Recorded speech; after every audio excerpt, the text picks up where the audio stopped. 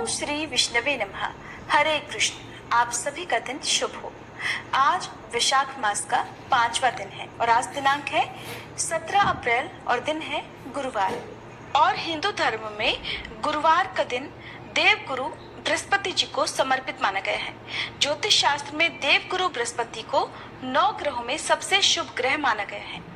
ज्ञान और विवेक के स्वामी ग्रह बृहस्पति लोगों के जीवन में सुख समृद्धि लेकर आते हैं। देव गुरु बृहस्पति को देवताओं का गुरु कहा गया है। उन्हीं के प्रताप से सभी हवन पूरे होते हैं।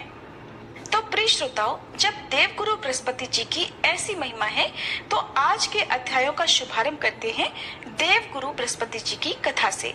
आप सब इस कथा को पूरा जरूर सुनिएगा। पुराणों में बृहस्पति देव को महर्षि अंगिरा का पुत्र बताया गया है। मान्यता है कि जब महर्षि अंगिरा की पत्नी को बहुत समय तक कोई संतान नहीं हुई, तब उन्होंने भगवान ब्रह्मा जी से प्रार्थना की।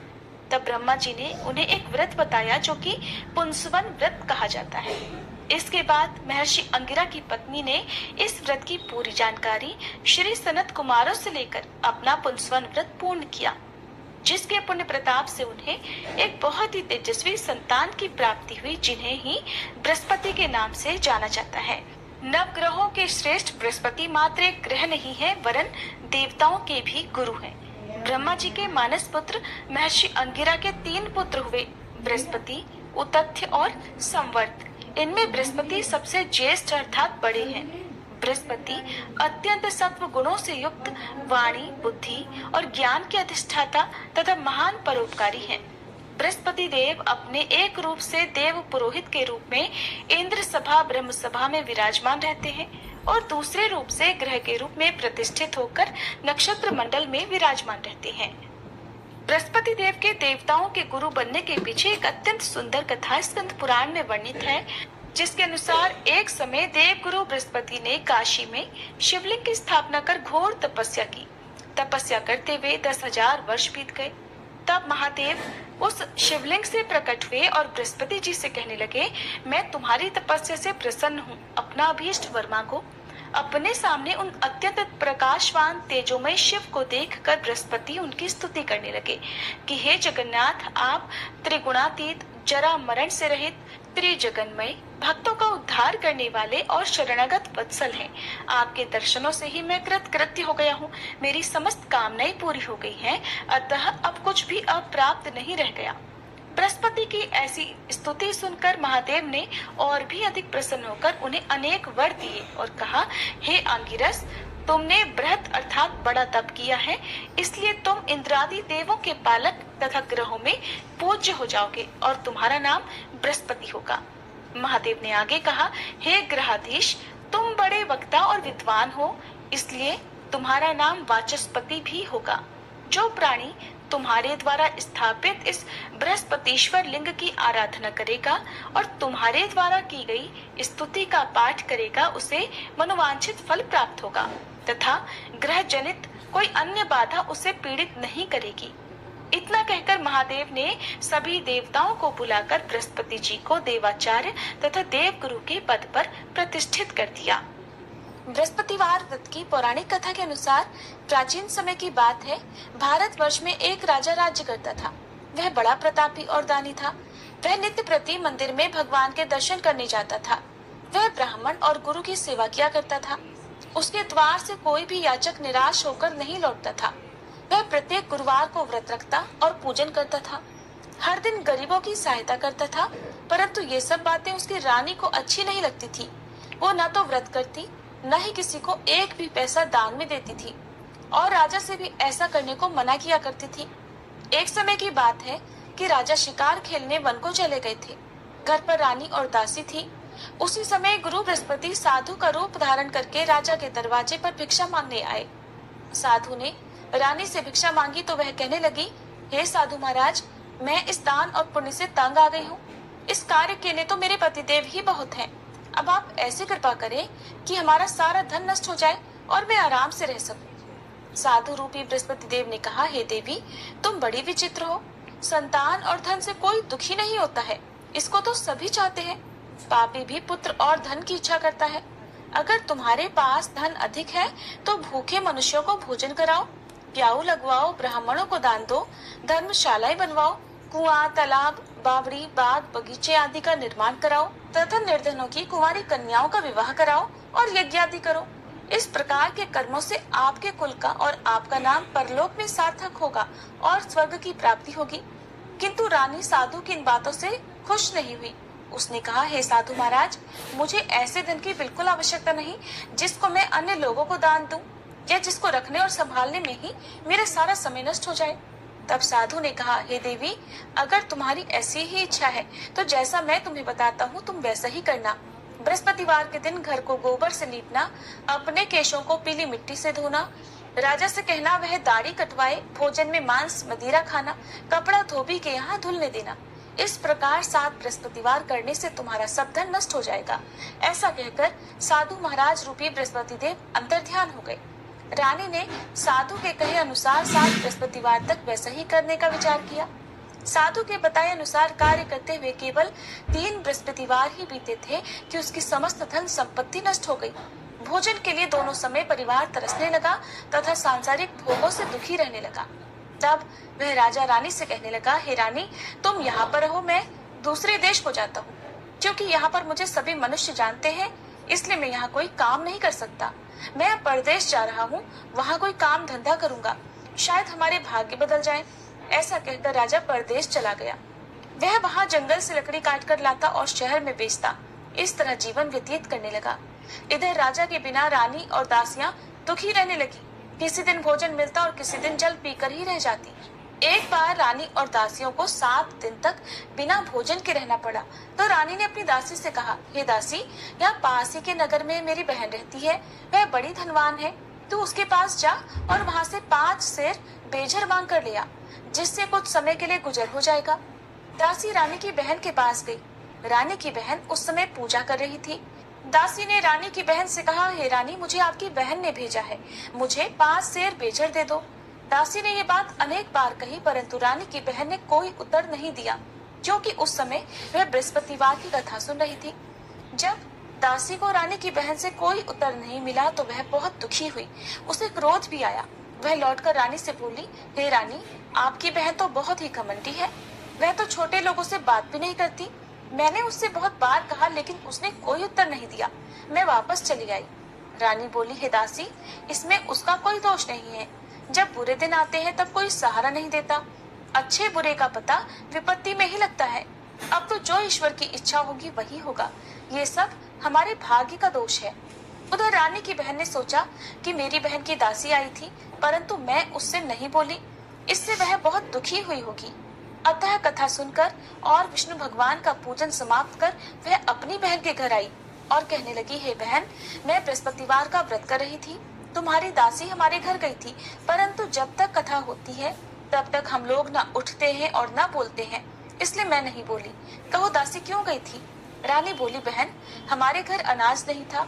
वैसे तुमसे कोई बात छिपी नहीं है, इस कारण मैंने दासी को तुम्हारे पास 5 सेर बेझर लेने के लिए भेजा था। रानी की बहन बोली, बहन देखो, बृहस्पति भगवान सबकी मनोकामनाएं पूर्ण करते हैं। देखो, शायद तुम्हारे घर में अनाज रखा हो। ये सुनकर दासी घर के अंदर गई तो वहाँ उसे एक घड़ा बेझर का मिल गया। उसे बड़ी हैरानी हुई, क्योंकि उसने एक एक बर्तन देख लिया था। उसने बाहर आकर रानी को बताया। दासी अपनी रानी से कहने लगी, हे रानी, देखो, वैसे हमको जब अन्न नहीं मिलता तब हम रोज व्रत ही तो करते हैं। अगर इनसे व्रत की विधि और कथा पूछ ली जाए तो उसे हम भी किया करेंगे। दासी के कहने पर रानी ने अपनी बहन से बृहस्पतिवार व्रत के बारे में पूछा। उसकी बहन ने बताया, हे रानी बहन, बृहस्पतिवार को सूर्योदय से पहले उठकर स्नान करके बृहस्पतिवार का व्रत करना चाहिए, लेकिन उस दिन सिर नहीं धोना चाहिए। बृहस्पतिवार के व्रत में चने की दाल और मुनक्का से विष्णु भगवान का केले के वृक्ष की जड़ में पूजन करें तथा दीपक जलावे। उस दिन एक ही समय भोजन करें। भोजन पीले खाद्य पदार्थ का करें और कथा सुने। इस प्रकार करने से गुरु भगवान प्रसन्न होते हैं, अन्न पुत्र धन देते हैं, मनोकामना पूर्ण करते हैं। व्रत और पूजन की विधि बताकर रानी की बहन अपने घर लौट गई। रानी और दासी दोनों ने निश्चय किया कि बृहस्पति देव भगवान का पूजन जरूर करेंगे। 7 दिन बाद जब बृहस्पतिवार आया तो उन्होंने व्रत रखा। घुड़साल में जाकर चना और गुड़ बीन लाई तथा उसकी दाल से केले की जड़ तथा विष्णु भगवान का पूजन किया। अब पीला भोजन कहाँ से आए? दोनों बड़ी दुखी हुई, परंतु उन्होंने व्रत किया था, इस कारण बृहस्पति देव भगवान प्रसन्न थे। एक साधारण व्यक्ति के रूप में वे 2 थालों में सुंदर पीला भोजन लेकर आए और दासी को देकर बोले, हे दासी, ये भोजन तुम्हारे और रानी के लिए है, तुम दोनों कर लेना। दासी भोजन पाकर बहुत प्रसन्न हुई और रानी से बोली, रानी जी भोजन कर लो। रानी को भोजन आने के बारे में कुछ नहीं पता था, इसलिए वह दासी से बोली, जा तू ही भोजन कर, क्यों तू व्यर्थ में हमारी हंसी उड़ाती है। तब दासी बोली, रानी, एक व्यक्ति भोजन दे गया है। तब रानी कहने लगी, वो भोजन तेरे लिए ही देकर गया है, तू ही भोजन कर। दासी ने कहा, वह व्यक्ति हम दोनों के लिए 2 थालों में भोजन देकर गया है, इसलिए मैं और आप दोनों ही साथ साथ भोजन करेंगे। फिर दोनों ने गुरु भगवान को नमस्कार कर भोजन किया। उसके बाद से वे प्रत्येक बृहस्पतिवार को गुरु भगवान का व्रत और पूजन करने लगी। बृहस्पति भगवान की कृपा से उनके पास धन हो गया, परंतु रानी फिर पहले की तरह से आलस्य करने लगी। तब दासी बोली, देखो रानी, तुम पहले भी इसी प्रकार आलस्य करती थी, तुम्हें धन रखने में कष्ट होता था, इस कारण सभी धन नष्ट हो गया। अब गुरु भगवान की कृपा से धन मिला है तो तुम्हें फिर आलस्य होता है। बड़ी मुसीबतों के बाद हमने ये धन पाया है, इसलिए हमें दान पुण्य करना चाहिए। तुम भूखे मनुष्यों को भोजन कराओ, प्याऊ लगवाओ, ब्राह्मणों को दान दो, कुआं, तालाब, बावड़ी आदि का निर्माण करवाओ, मंदिर, पाठशाला बनवाकर दान दो, कुंवारी कन्याओं का विवाह करवाओ, धन को शुभ कार्यों में खर्च करो, जिससे तुम्हारे कुल का यश बढ़े और स्वर्ग प्राप्त हो और पितर भी प्रसन्न हो। दासी की बात मानकर रानी ने इसी प्रकार के कर्म करने प्रारंभ कर दिए, जिससे उनका काफी यश फैलने लगा। एक दिन रानी और दासी आपस में विचार करने लगी कि न जाने राजा किस दशा में होंगे, उनकी कोई खोज खबर नहीं है। उन्होंने बृहस्पति देव से प्रार्थना की और तब भगवान ने रात्रि में राजा को स्वप्न में कहा, हे राजा उठ, तेरी रानी तुझको याद करती है, अब अपने देश को वापस लौट जा। राजा प्रातःकाल उठकर जंगल से लकड़ियां काट कर लाने के लिए जंगल की ओर चल पड़ा। जंगल से गुजरते हुए वह सोचने लगा, रानी की गलती से उसे कितने दुख भोगने पड़े। राजपाट छोड़कर उसे जंगल में आकर रहना पड़ा। जंगल से लकड़ियां काटकर उन्हें बेचकर गुजारा करना पड़ा। उसी समय उस जंगल में बृहस्पति देव एक साधु का रूप धारण करके आए और राजा के पास आकर बोले, हे लकड़हारे, तुम इस सुनसान जंगल में किस चिंता में बैठे हो, मुझे बतलाओ। ये सुनकर राजा की आंखों में आंसू भर आए और साधु की वंदना करके वह बोला, हे प्रभु, आप सब कुछ जानने वाले हैं। ऐसा कहकर राजा ने साधु को अपनी संपूर्ण कथा सुना दी। महात्मा दयालु होते हैं। वे राजा से बोले, हे राजा, तुम्हारी पत्नी ने बृहस्पति देव के प्रति अपराध किया था, जिसके कारण तुम्हारी ये दशा हुई। अब तुम किसी प्रकार की चिंता मत करो, भगवान तुम्हें पहले से अधिक धन देंगे। देखो, तुम्हारी पत्नी ने बृहस्पतिवार का व्रत करना प्रारंभ कर दिया है। अब तुम भी बृहस्पतिवार का व्रत करके चने की दाल और गुड़ जल के लोटे में डालकर केले का पूजन करो, फिर कथा कहो या सुनो, भगवान तुम्हारी सब मनोकामनाओं को पूर्ण करेंगे। साधु को प्रसन्न देखकर राजा बोला, हे प्रभु, मुझे लकड़ी बेचकर इतना पैसा नहीं मिलता जिससे भोजन करने के उपरांत कुछ बचा सकूं, और मैंने रात्रि में अपनी रानी को व्याकुल देखा है। मेरे पास कोई साधन नहीं जिससे समाचार जान सकूं। फिर मैं बृहस्पति देव की क्या कहानी कहूँ, मुझे तो कुछ भी नहीं मालूम है। साधु ने कहा, हे राजा, तुम किसी बात की चिंता मत करो। बृहस्पतिवार के दिन तुम रोजाना की तरह लकड़ियां लेकर शहर में जाओ, तुम्हें रोज से 2 गुना धन प्राप्त होगा, जिससे तुम भलीभांति भोजन कर लोगे और बृहस्पति देव की पूजा का सामान भी आ जाएगा। बृहस्पतिवार की कथा इस प्रकार है। प्राचीन काल में एक बहुत ही निर्धन ब्राह्मण था। उसकी कोई संतान नहीं थी। वह नित्य पूजा पाठ करता, परंतु उसकी पत्नी बहुत मलिनता के साथ रहती थी। वो न तो स्नान करती और न किसी देवता का पूजन करती थी। प्रातःकाल उठते ही सबसे पहले भोजन करती, बाद में कोई अन्य कार्य करती। ब्राह्मण देवता बहुत दुखी रहते थे। पत्नी को बहुत समझाते, किंतु कोई परिणाम नहीं निकलता। भगवान की कृपा से ब्राह्मण की पत्नी के कन्या उत्पन्न हुई। वह कन्या अपने पिता के घर में बड़ी होने लगी। वह बालिका प्रातः स्नान करके भगवान विष्णु का जप करती। वह बचपन से ही बृहस्पतिवार का व्रत भी करने लगी थी।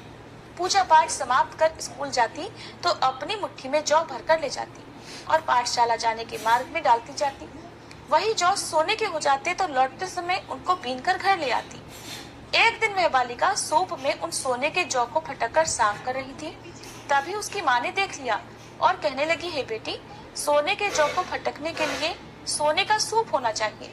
दूसरे दिन गुरुवार था। उस कन्या ने व्रत रखा और बृहस्पति देव से प्रार्थना करके कहा, हे प्रभु, यदि मैंने सच्चे मन से आपकी पूजा की हो तो मुझे सोने का सूप दे दो। बृहस्पति देव ने उसकी प्रार्थना स्वीकार कर ली। रोजाना की तरह वह कन्या जौ फैलाती हुई पाठशाला चली गई। पाठशाला से लौटकर जब वह जौ बीन रही थी तो बृहस्पति देव की कृपा से उसे सोने का सूप मिला। उसे वह घर ले आई और उससे जौ साफ करने लगी, परंतु उसकी माँ का वही ढंग रहा। एक दिन की बात है, वह कन्या सोने के सूप में जौ साफ कर रही थी। उस समय उस नगर का राजकुमार वहां से होकर निकला। इस कन्या के रूप और सोने के सूप में जौ को साफ करते देखकर वह उस कन्या पर मोहित हो गया। राजमहल आकर वह भोजन तथा जल त्याग कर उदास होकर लेट गया। राजा को जब राजकुमार द्वारा अन्न जल त्यागने का समाचार मिला तो अपने मंत्रियों के साथ वह अपने पुत्र के पास आया और बोले, हे बेटा, तुम्हें किस बात का कष्ट है? किसी ने अपमान किया है अथवा कोई और कारण है? मुझे बताओ, मैं वही करूंगा जिससे तुम्हें प्रसन्नता हो। तब राजकुमार ने अपने पिता की बातें सुनी और बोला, मुझे आपकी कृपा से किसी बात का दुख नहीं है। किसी ने मेरा अपमान नहीं किया है, परंतु मैं उस लड़की के साथ विवाह करना चाहता हूँ जो सोने के सूप में जौ साफ कर रही थी। ये सुनकर राजा आश्चर्य में पड़ गया और बोला, हे बेटा, इस तरह की कन्या का पता तुम ही लगाओ। मैं उसके साथ तुम्हारा विवाह अवश्य ही करवा दूंगा। राजकुमार ने राजा को उस लड़की के घर का पता बतलाया। मंत्री उस लड़की के घर गया और राजा का आदेश ब्राह्मण को सुनाया। कुछ ही दिन बाद ब्राह्मण की कन्या का विवाह राजकुमार के साथ संपन्न हो गया। कन्या के घर से जाते ही उस ब्राह्मण देवता के घर में पहले की तरह गरीबी का वास हो गया। अब भोजन के लिए भी अन्न बड़े मुश्किल से मिलता था। एक दिन दुखी होकर ब्राह्मण अपनी पुत्री से मिलने गया। बेटी ने पिता की दुखी अवस्था को देखा और अपनी माँ का समाचार पूछा। ब्राह्मण देवता ने सभी हाल कह सुनाया। तब कन्या ने बहुत सारा धन देकर अपने पिता को विदा कर दिया। इस तरह ब्राह्मण का कुछ समय सुख पूर्वक बीता, लेकिन कुछ दिन बाद फिर वही हाल हो गया। ब्राह्मण फिर अपनी कन्या के यहाँ गया और सभी हाल कहा तो पुत्री कहने लगी, हे पिताजी, आप माताजी को यहाँ लिवा लाओ, मैं उन्हें वह विधि बता दूंगी जिससे गरीबी दूर हो जाए। अब ब्राह्मण देवता अपनी पत्नी को साथ लेकर अपनी पुत्री के पास राजमहल में पहुँचे तो पुत्री अपनी माँ को समझाने लगी, हे माँ, तुम प्रातःकाल उठकर प्रथम स्नानादि करके विष्णु भगवान का पूजन करो तो सब दरिद्रता दूर हो जाएगी। परंतु उसकी माँ ने उसकी एक बात नहीं मानी। वह प्रातःकाल उठकर अपनी पुत्री का बचा जूठन खा लेती थी। एक दिन उसकी पुत्री को बहुत गुस्सा आया। उसने एक रात कोठरी से सारा सामान निकाल दिया और उसमें अपनी माँ को बंद कर दिया। प्रातः उसमें से निकाला और स्नानादि करा के पूजा पाठ करवाया तो उसकी माँ की बुद्धि ठीक हो गई। इसके बाद वह नियम से पूजा पाठ करती और प्रत्येक बृहस्पतिवार को व्रत करने लगी। इस व्रत के पुण्य प्रभाव से उसकी माँ भी बहुत धनवान हो गई और बृहस्पति देवता के प्रभाव से स्वर्ग को गई। वह ब्राह्मण भी सुख पूर्वक इस लोक का सुख भोग कर स्वर्ग को प्राप्त हुए। इस तरह कहानी कहकर साधु महाराज वहाँ से लोप हो गए। धीरे धीरे समय बीतने पर फिर बृहस्पतिवार का दिन आया।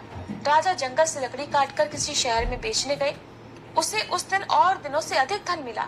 राजा ने चना, गुड़ आदि लाकर बृहस्पतिवार का व्रत किया। उस दिन से उसके सभी क्लेश दूर हुए। परंतु जब अगला गुरुवार का दिन आया तो वह बृहस्पतिवार का व्रत करना भूल गया। इस कारण बृहस्पति भगवान नाराज हो गए। उस दिन उस नगर के राजा ने विशाल यज्ञ का आयोजन किया तथा अपने समस्त राज्य में घोषणा करवा दी कि कोई भी मनुष्य अपने घर में भोजन न बनाए और आग भी न जलाए। समस्त जनता मेरे यहाँ भोजन करने आए। इस आज्ञा को जो न मानेगा उसको फांसी की सजा दी जाएगी। राजा की आज्ञा अनुसार राज्य के सभी निवासी राजा के भोज में सम्मिलित हुए, लेकिन लकड़हारा कुछ देर से पहुंचा, इसलिए राजा उसको अपने साथ महल में ले गए। जब राजा लकड़हारे को भोजन करा रहे थे तो रानी की दृष्टि उस खूंटी पर पड़ी जिस पर उसका हार लटका हुआ था। उसे हार खूंटी पर लटका दिखाई नहीं दिया। रानी को निश्चय हो गया कि मेरा हार उस लकड़हारे ने चुरा लिया है।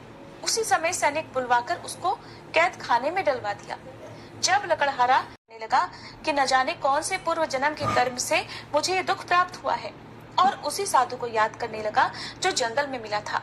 तत्काल बृहस्पति देव साधु के रूप में प्रकट हो गए और उसकी दशा को देखकर कहने लगे, अरे मूर्ख, तूने बृहस्पति देवता की कथा नहीं की, इस कारण तुझे दुख प्राप्त हुआ है। अब चिंता मत कर, बृहस्पतिवार के दिन कारागार के दरवाजे पर 4 पैसे बड़े मिलेंगे। उनसे तू बृहस्पति देव की पूजा करना तो तेरे सभी कष्ट दूर हो जाएंगे। अगले बृहस्पतिवार उसे कारागार के द्वार पर 4 पैसे पड़े मिले। राजा ने पूजा का सामान मंगवाकर कथा कही और प्रसाद बांटा। उसी रात्रि को बृहस्पति देव ने उस नगर के राजा को स्वप्न में कहा, हे राजा, तूने जिस आदमी को कारागार में बंद करा दिया है वह निर्दोष है, वह राजा है, उसे छोड़ देना। रानी का हार उसी खूंटी पर लटका हुआ है। अगर तू ऐसा नहीं करेगा तो मैं तेरे राज्य को नष्ट कर दूंगा। राजा प्रातःकाल उठा और खूंटी पर हार टंगा देखकर लकड़हारे को बुलाकर क्षमा मांगी तथा राजा के योग्य सुंदर वस्त्र आभूषण भेंट कर उसे विदा किया। गुरुदेव की आज्ञा अनुसार राजा अब अपने नगर को चल दिया। राजा जब नगर के निकट पहुंचा तो उसे बड़ा ही आश्चर्य हुआ। नगर में पहले से अधिक बाग, तालाब और कुएं तथा बहुत सी धर्मशाला, मंदिर आदि बने हुए हैं। राजा ने पूछा कि ये किसका बाग और धर्मशाला है। तब नगर के सब लोग कहने लगे, ये सब रानी और दासी द्वारा बनवाए गए हैं। राजा को आश्चर्य हुआ और गुस्सा भी आया। जब रानी ने खबर सुनी कि राजा आ रहे हैं तो उसने अपनी दासी से कहा, हे दासी, देख, राजा हमको कितनी बुरी हालत में छोड़ गए थे। वह हमारी ऐसी हालत देख कर लौट न जाए, इसलिए तो दरवाजे पर खड़ी हो जा। रानी की आज्ञा अनुसार दासी दरवाजे पर खड़ी हो गई। जब राजा आए तो उन्हें अपने साथ महल में लिवा लाई। तब राजा ने क्रोध करके अपनी तलवार निकाली और पूछने लगा, बताओ, ये धन तुम्हें कैसे प्राप्त हुआ है। तब रानी ने बताया, हमें ये सब धन बृहस्पति देव के व्रत के प्रभाव से प्राप्त हुआ है। राजा ने तब निश्चय किया कि 7 रोज बाद तो सभी बृहस्पति देव का पूजन करते हैं, परंतु मैं रोजाना दिन में 3 बार कथा कहा करूंगा तथा रोज व्रत किया करूंगा। अब हर समय राजा के दुपट्टे में चने की दाल बंधी रहती तथा दिन में 3 बार वह कथा कहता। एक दिन राजा ने विचार किया कि चलो अपनी बहन के यहाँ आवे। इस तरह का निश्चय कर राजा घोड़े पर सवार होकर अपनी बहन के यहाँ चल पड़ा। रास्ते में उसने देखा कि कुछ आदमी एक मुर्दे को लिए जा रहे हैं। उन्हें रोककर राजा कहने लगा, अरे भाइयों, मेरी बृहस्पतिवार की कथा सुन लो। वे बोले, लो, हमारा तो आदमी मर गया है, इसको अपनी कथा की पड़ी है। परंतु कुछ आदमी बोले, अच्छा कहो, हम तुम्हारी कथा भी सुनेंगे। राजा ने दाल निकाली और कथा कहनी शुरू कर दी। जब कथा आधी हुई तो वह मुर्दा हिलने लगा और जब कथा समाप्त हुई तो राम राम करके वह मनुष्य खड़ा हो गया। राजा आगे बढ़ा, उसे चलते चलते शाम हो गई। आगे मार्ग में उसे किसान खेत में हल चलाता मिला। राजा उससे बोला, अरे भैया, तुम मेरी बृहस्पतिवार की कथा सुन लो। किसान बोला, जब तक मैं तेरी कथा सुनूंगा तब तक 4 हरैया जोत लूंगा। जा अपनी कथा किसी और को सुनाना। राजा आगे चलने लगा। राजा के हटते ही बैल पछाड़ खाकर गिर गए तथा किसान के पेट में बहुत जोर से दर्द होने लगा। उसी समय किसान की माँ रोटी लेकर आई। उसने जब ये देखा तो अपने पुत्र से सब हाल पूछा। बेटे ने सभी हाल बता दिया। बुढ़िया दौड़ी दौड़ी उस घुड़सवार के पास गई और उससे बोली, मैं तेरी कथा सुनूंगी, तू अपनी कथा मेरे खेत पर ही चलकर कहना। राजा ने लौटकर बुढ़िया के खेत पर जाकर कथा कही, जिसके सुनते ही बैल खड़े हो गए और किसान के पेट का दर्द भी बंद हो गया। अब राजा अपनी बहन के घर पहुँच गया। बहन ने भाई की खूब मेहमानी की। दूसरे दिन प्रातःकाल राजा जगा तो देखने लगा कि सब लोग भोजन कर रहे हैं। राजा ने अपनी बहन से पूछा कि ऐसा कोई मनुष्य है जिसने भोजन ना किया हो, जो मेरी बृहस्पतिवार की कथा सुन ले। तो बहन बोली, हे भैया, ये देश ऐसा ही है। पहले यहाँ के लोग भोजन करते हैं, बाद में अन्य कोई काम करते हैं। अगर पड़ोस में कोई हो तो देख कर आती हूँ। ऐसा कहकर बहन देखने चली, परंतु उसे कोई भी ऐसा व्यक्ति नहीं मिला जिसने भोजन नहीं किया हो। फिर वह एक कुम्हार के घर गई जिसका लड़का बीमार था। उसे पता चला कि उसके यहाँ 3 दिन से किसी ने भोजन नहीं किया है। रानी ने अपने भाई की कथा सुनने के लिए कुम्हार से कहा तो वह तैयार हो गया। तब राजा ने जाकर बृहस्पतिवार की कथा कही, जिसको सुनकर उसका लड़का ठीक हो गया। अब तो राजा की प्रशंसा होने लगी। एक दिन राजा ने अपनी बहन से कहा, हे बहन, अपने अपने घर जाऊंगा, तुम भी तैयार हो जाओ। राजा की बहन ने अपनी सास से अपने भाई के साथ जाने की आज्ञा मांगी तो सास बोली, चली जा, परंतु अपने लड़कों को मत ले जाना, क्योंकि तेरे भाई की कोई संतान नहीं होती है। बहन ने अपने भाई से कहा, हे भैया, मैं तो चलूंगी, परंतु कोई बालक नहीं जाएगा। राजा ने कहा, जब कोई बालक नहीं चलेगा तब तुम भी जाकर क्या करोगी। फिर दुखी मन से राजा अपने नगर को लौट आया। राजा ने अपनी रानी से कहा, हम निसंतान हैं, इसलिए हमारे घर आना कोई पसंद नहीं करता। हम निर्वंशी राजा हैं। ऐसा कहकर वह बिना भोजन आदि किए शैया पर लेट गया। रानी बोली, हे प्रभु, बृहस्पति देव ने हमें सब कुछ दिया है, वे हमें संतान भी अवश्य देंगे। उसी रात बृहस्पति देव ने राजा को स्वप्न में कहा, हे राजा, उठ, सभी सोच त्याग दे, तेरी रानी गर्भ से है। राजा को यह जानकर बड़ी प्रसन्नता हुई। 9वें महीने रानी के गर्भ से एक सुंदर पुत्र पैदा हुआ। जब राजा की बहन ने ये शुभ समाचार सुना तो वह बहुत खुश हुई तथा बधाई लेकर अपने भाई के यहाँ आई। तभी रानी ने कहा, घोड़ा चढ़कर तो नहीं आई, गधा चढ़ी आई। राजा की बहन बोली, भाई, मैं इस प्रकार न कहती तो तुम्हें संतान कैसे मिलती। बृहस्पति देव ऐसे ही हैं, जिसके मन में जो कामनाएं रहती है सभी को पूर्ण करते हैं। जो सद्भावना पूर्वक बृहस्पतिवार का व्रत करता है और कथा पढ़ता है अथवा सुनता है, दूसरों को सुनाता है, बृहस्पति देव उसकी सभी मनोकामनाएं पूर्ण करते हैं। बृहस्पति देव उनकी सदैव रक्षा करते हैं। जो संसार में सद्भावना और सच्चे मन से बृहस्पति देव का पूजन करते हैं, उनकी सभी मनोकामनाएं उसी प्रकार पूर्ण होती हैं जैसे रानी और राजा ने बृहस्पति देव की कथा का गुणगान किया, उनकी सभी इच्छाएं बृहस्पति देव ने पूर्ण की। कथा सुनकर सभी को प्रेम पूर्वक बृहस्पति देव की जय जयकार करनी चाहिए।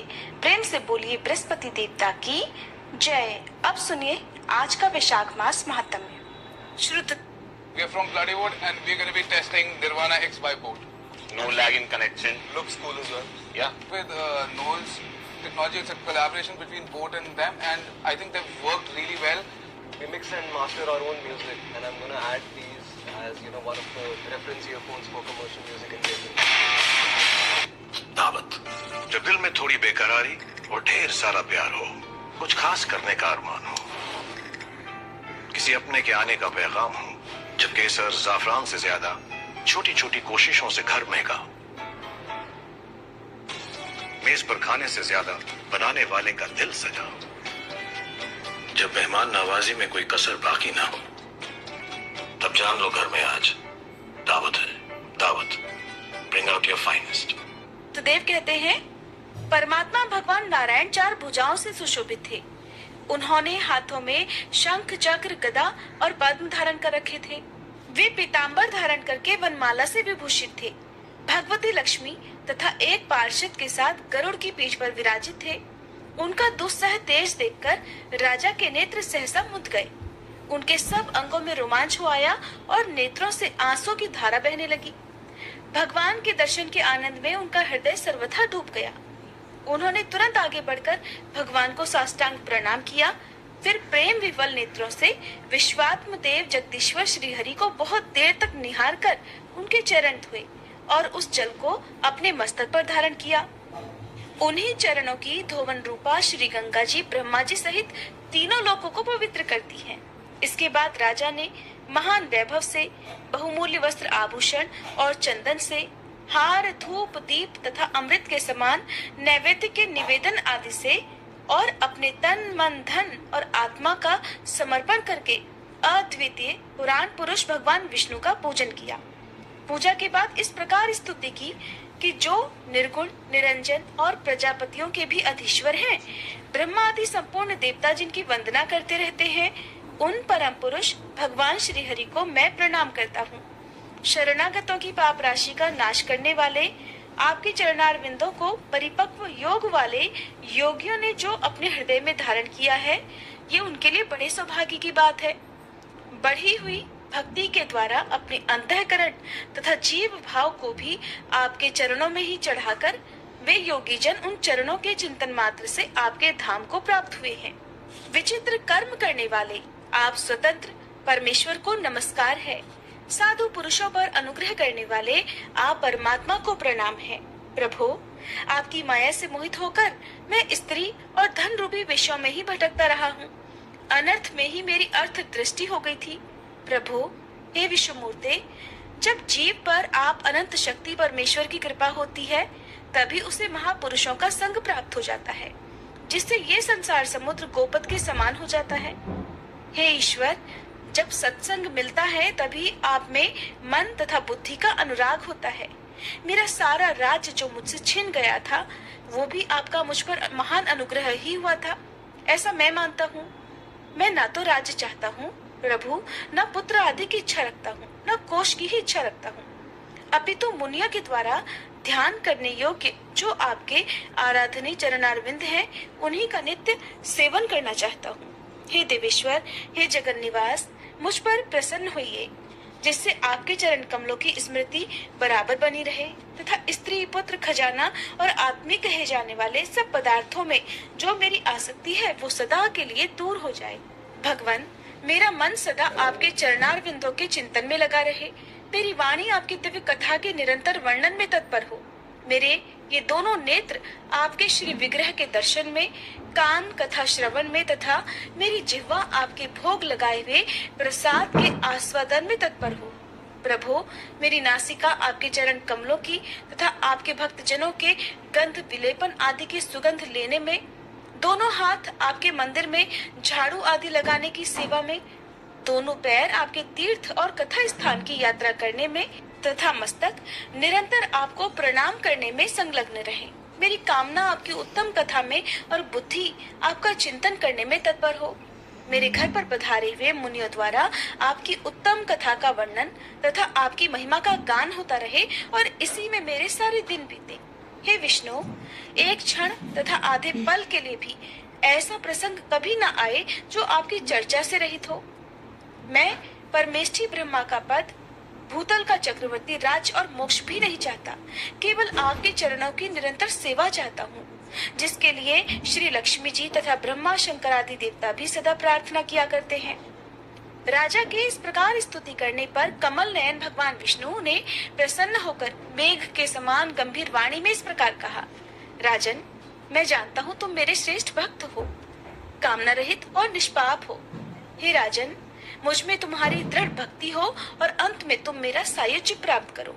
तुम्हारे द्वारा किए गए इस स्तोत्र से इस पृथ्वी पर जो लोग भी मेरी स्तुति करेंगे, उनके ऊपर संतुष्ट होकर मैं उन्हें भोग और मोक्ष प्रदान करूंगा। यह अक्षय तृतीया इस पृथ्वी पर प्रसिद्ध होगी, जिसमें भोग और मोक्ष प्रदान करने वाला मैं तुम्हारे ऊपर प्रसन्न हुआ। जो मनुष्य इस तिथि को किसी भी बहाने से या स्वभाव से ही स्नान दान आदि क्रियाएं करते हैं, वे मेरे अविनाशी पद को प्राप्त हो जाते हैं। जो मनुष्य पितरों के उद्देश्य से अक्षय तृतीया को श्राद्ध करते हैं, उनका किया हुआ वह श्राद्ध अक्षय हो जाता है। इस तिथि में थोड़ा सा भी जो पुण्य किया जाता है, उसका फल अक्षय होता है। राजन, जो कुटुंबी ब्राह्मण को गाय दान करता है, उसके हाथ में सब संपत्तियों की वर्षा करने वाली भुक्ति और मुक्ति भी आ जाती है। जो वैशाख मास में मेरा प्रिय करने वाले धर्मों का अनुष्ठान करता है, उसके जन्म मृत्यु जरा भय और पाप को मैं हर लेता हूँ। अनग, यह वैशाख मास मेरे चरण चिंतन की ही तरह ऐसे सहस्त्रों पापों को हर लेता है, जिनके लिए शास्त्रों में कोई प्रायश्चित ही नहीं है। राजा को ये वरदान देकर देवाधिदेव भगवान जनार्दन सबके देखते ही देखते वहीं अंतर ध्यान हो गए। इसके बाद राजा पुरुयशा सदा भगवान में ही मन लगाए हुए उन्हीं की सेवा में तत्पर रहकर इस पृथ्वी का पालन करने लगे। देव दुर्लभ समस्त मनोरथों का उपभोग करके अंत में उन्होंने चक्रधारी भगवान विष्णु का सायुज्य प्राप्त कर लिया। जो इस उत्तम उपाख्यान को सुनते और सुनाते हैं, वे सभी पापों से मुक्त होकर भगवान विष्णु के परम पद को प्राप्त हो जाते हैं। श्रुतदेव जी कहते हैं, राजन, पंपा के तट पर कोई शंख नाम से प्रसिद्ध परम यशस्वी ब्राह्मण थे, जो बृहस्पति के सिंह राशि में स्थित होने पर कल्याणमयी गोदावरी नदी में स्नान करने के लिए गए। मार्ग में परम पवित्र भीम रथी को पार करने के बाद दुर्गम, जल शून्य और भयंकर निर्जन वन में धूप से विकल हो गए थे। वैशाख का महीना था और दोपहर का समय था। वे किसी वृक्ष के नीचे जा बैठे।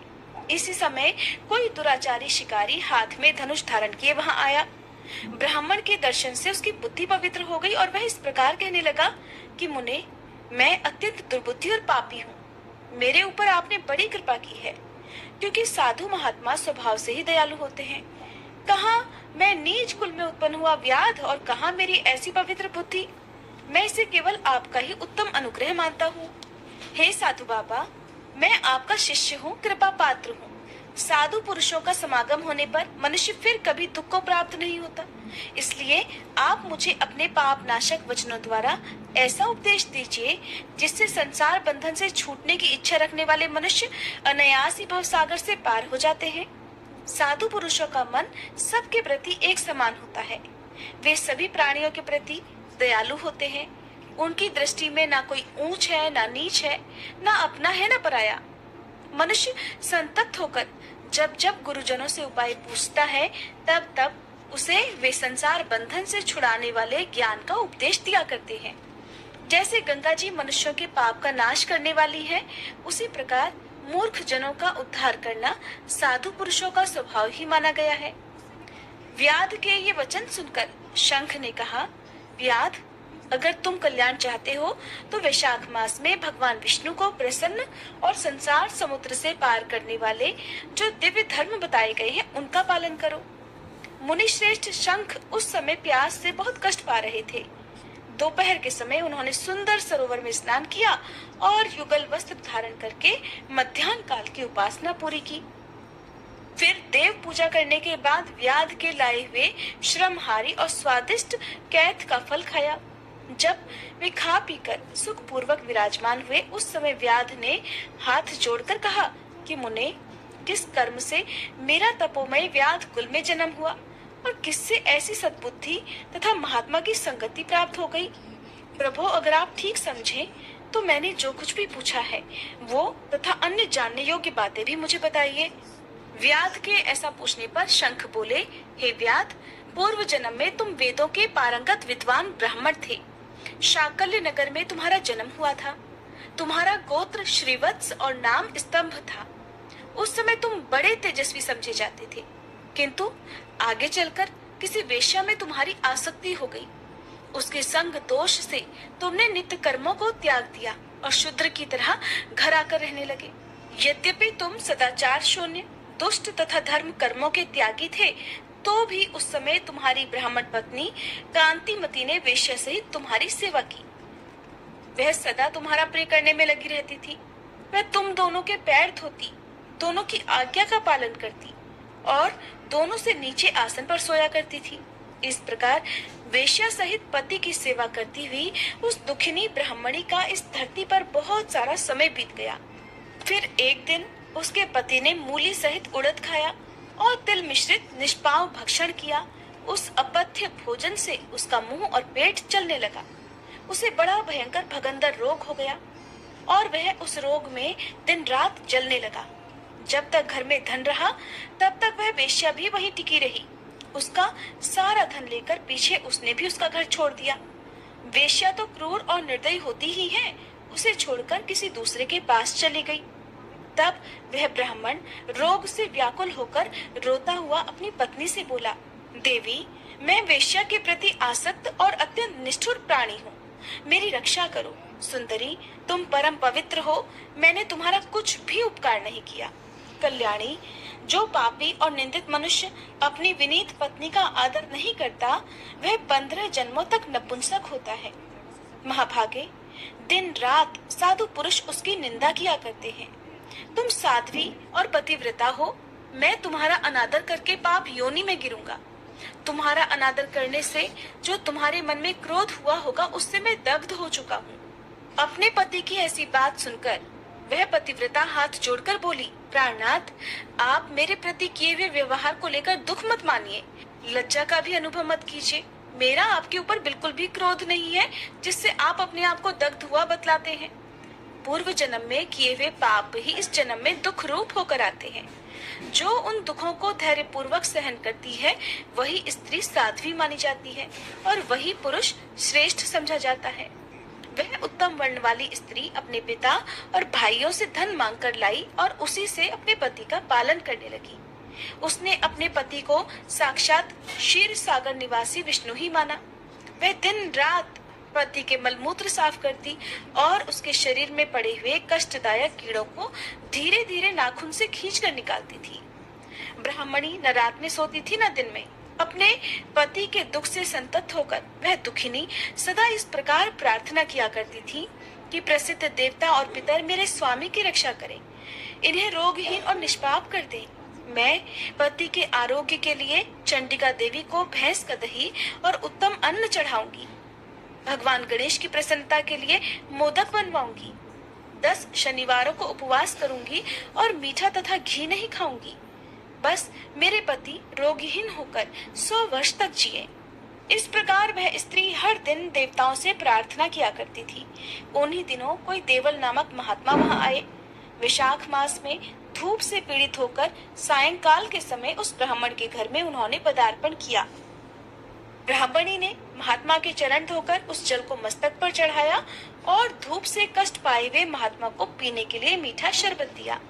प्रातःकाल सूर्योदय होने पर मुनि जैसे आए थे वैसे ही चले गए। थोड़े ही समय में इसके बाद ब्राह्मण को सन्निपात हो गया।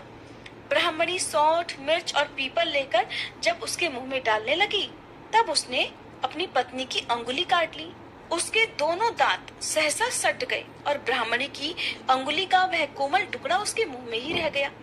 अंगुली काटकर उस वेश्या का ही चिंतन करता हुआ वह ब्राह्मण अंत में मर गया। तब उसकी पत्नी कांतिमती ने कंगन बेचकर बहुत सारा ईंधन खरीदा और चिता बनाकर वह साध्वी पति के साथ उसमें जा बैठी। उसने पति के रोगी शरीर का गाढ़ आलिंगन करके उसके साथ अपने आप को भी चिता में जला दिया। शरीर त्याग कर वह सहसा भगवान विष्णु के धाम में चली गई। उसने वैशाख मास में जो देवल मुनि को शरबत पिलाया था और उनके चरणों तक को सिर पर लगाया था, इससे उसको योगी गम्य परम पद की प्राप्ति हुई। तुमने अंतकाल में वेश्या का चिंतन करते हुए शरीर त्याग दिया था, इसलिए इस घोर व्याध के शरीर में आए हो और हिंसा में आसक्त होकर सबको परेशान करते हो। तुमने वैशाख मास में मुनि को शरबत देने के लिए ब्राह्मणी को आज्ञा दी थी। उसी पुण्य से आज व्याध होने पर भी तुम्हें सब सुखों के एकमात्र साधन धर्म विषयक प्रश्न पूछने के लिए ये उत्तम बुद्धि प्राप्त हुई है। तुमने जो सब पापों को हरने वाले मुनि के चरणों तक को अपने सिर पर धारण किया था, उसी का ये फल है कि वन में तुम्हें मेरा संग मिला है। इसके बाद ब्राह्मण शंख ने उस व्याध को वैशाख मास महात्म्य की एक कथा सुनाई। उस कथा को सुनकर एक सर्प का उद्धार हुआ। वह सर्प कौन था, किस प्रकार से उसका उद्धार हुआ और वैशाख मास महात्म्य श्रवण से व्याध का वाल्मीकि होने का वर्णन आप अगले अध्याय में सुनेंगे।